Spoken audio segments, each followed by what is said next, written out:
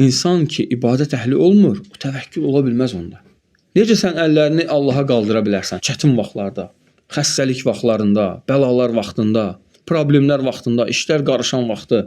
Necə Allaha əllərini qaldıra bilərsən ki, səhərdən axşama kimi Allaha asi olursan və heç vaxt Allah Azza və Cəllənin dediklərini insan yerinə yetirmir. Necə Allaha əllər qalxsın? O kişi ki, əllərini Allaha qaldır, ya Rabbi, ya Rabbi, ya Rabbi. Ya Allah ona cavab vermir. Niyə?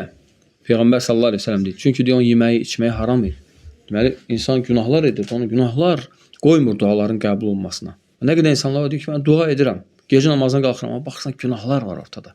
Ona görə tam yerinə düşmür. Allah heç vaxt quluna zülm etməz. Mümkün deyil Allah duanı rədd et. Hətta fikir ver.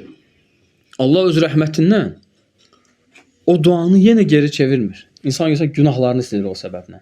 Çünki əd-dua huvəl-ibadə. Dua ibadətdir axı. Dua ibadətdirsə, Allah Teala bu ibadət səbəbi ilə insan günahlarını silir, aparır. Fikir versək Allahın rəhmətinə. Ən az insan dua edəndə günahlar gedir. Və ya qiyamət günü insanın böyük bir bəlası götürüləcək. Və yaxud da dünyada başına gələn bir böyük bir bəla insandan götürülür. Nə qədər dua səbəbi ilə bizim başımıza gələn bəlalar gedib.